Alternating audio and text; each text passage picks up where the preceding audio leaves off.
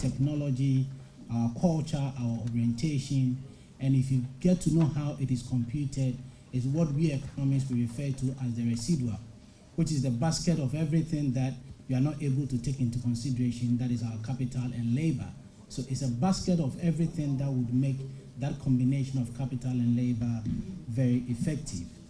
I'm going to highlight a few things for our reflection going forward. We always put out a report with a launch of it, as we've just witnessed, but that is not the only statistical product that we put out there. Anytime we launch a report, there are other products that we put out there, one of which is the micro data that accompanied this report. So once we've launched it, we're going to go through the process of cleaning up the data and making sure that the micro data is available for reuse. We do emphasize that because some of the issues that have come up clearly can further be analyzed based on the micro data. So we can further do disaggregations based on public, private sector, do disaggregations based on formal, informal economies, and so on. So there's a range of things that we can do with the micro data, which we're going to have on our statistical online bank. The other thing I want to highlight in terms of way forward is what I'm sure a number of us have heard over and over again. Indeed, the Resetting Ghana agenda mentions productivity in excess of 40 times in the document.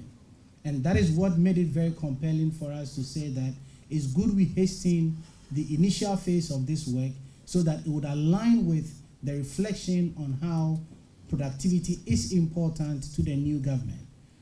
Our aim, and as David indicated, what is not measured cannot be managed. What is not measured cannot be improved. And what is not measured, you'd end up not doing it at all.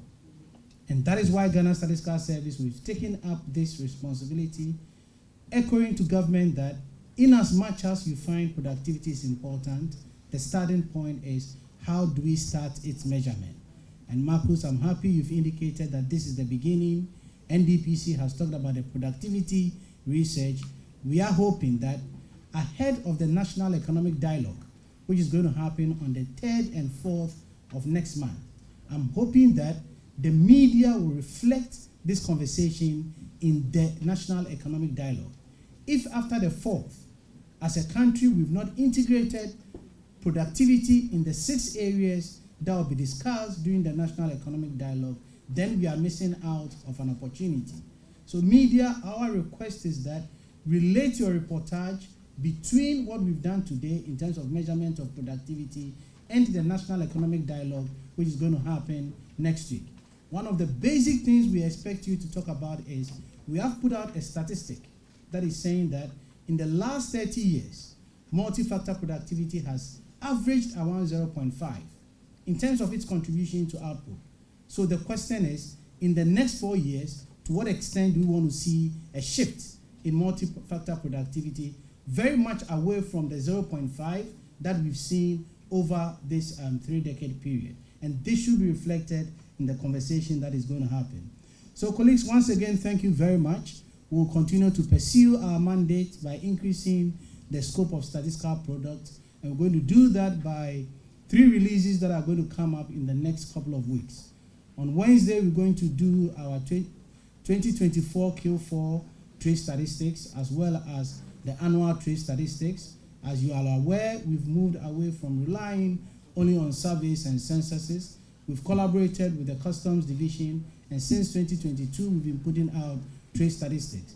So on Wednesday, we're going to do Q4 2024 and annual 2024 trade statistics. Within the next 2 weeks, we're going to also release our monthly consumer price index, which is going to happen next week. The other novel statistic that we're going to put out there, which we are very much excited about, is moving away from near real-time reportage and analyzing historical data like we've done for the labor productivity report. Ghana in 2000 started collecting data from all the schools that we have in the country, that is private and public schools. So we have about 24 years data since 2000. With technology, we've been able to scrape all the data from our PDF report, and analyze that report from 3 perspectives.